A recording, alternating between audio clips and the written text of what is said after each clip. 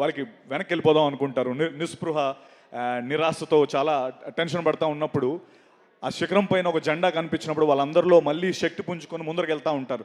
అరే ఎవరో అక్కడికి వెళ్ళారు కదా, ఆ జెండా పెట్టారు కదా, దాన్ని చూసి మనం వెళ్దామని మనకు అనిపిస్తూ ఉంటుంది. నాలాంటి కోట్లాది మందికి ఇక్కడికి యాక్టర్స్ కానీ, డైరెక్టర్స్ కానీ, ఫిల్మ్ మేకర్స్గా వచ్చిన అందరికీ ఆ శిఖరం పైన జెండా చిరంజీవి అన్నయ్య. ఆ జెండా చూసే నేను కూడా శక్తి పుంజుకొని ఇండస్ట్రీలోకి వచ్చాను.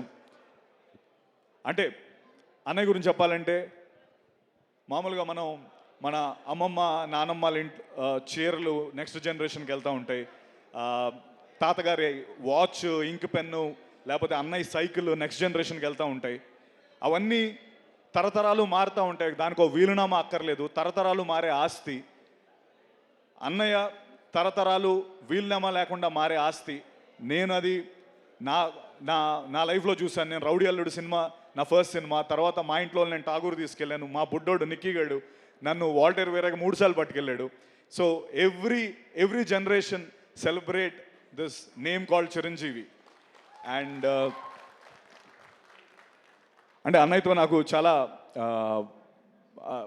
నేను చాలా దగ్గర నుంచి అన్నయ్యని ట్రావెల్ అయ్యాను. అయితే అంటారు కదా, నెవర్ మీట్ యువర్ హీరోస్ అంటారు.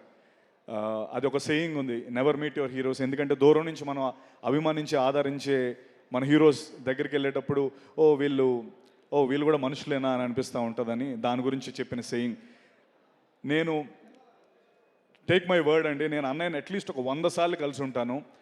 ఆయన he's definitely 100 times then what he is on the screen. అన్నయ్య 100 రెట్లు గొప్ప వ్యక్తి. అండ్ దానికి ఆయన దగ్గర నుంచి చూసే చాలామంది చెప్పే మాట ఇది. అంటే భయ్య ఒక్క నిమిషం, ఇక్కడ ఏదో జరుగుతుంది, నేను అసలే టెన్షన్లో ఉన్నాను, మళ్ళీ మీరు థ్యాంక్ యూ అన్నయ్య. Thank you for setting the Indian film standards so high.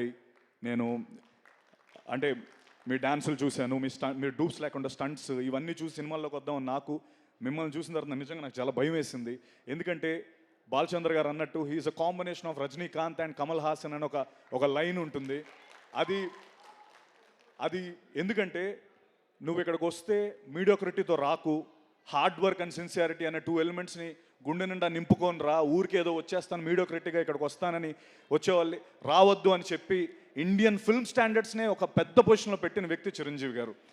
అది ఎవ్రీ ఇండస్ట్రీ, ఇప్పుడు ధనంజయ్ మాట్లాడి ఉండొచ్చు, లేకపోతే బాలా వాళ్ళు మాట్లాడి ఉండొచ్చు, వాళ్ళందరికీ ఒక కామన్ రెస్పెక్ట్ అన్నయ్య అంటే, because he set the bar so high. And thank you very much.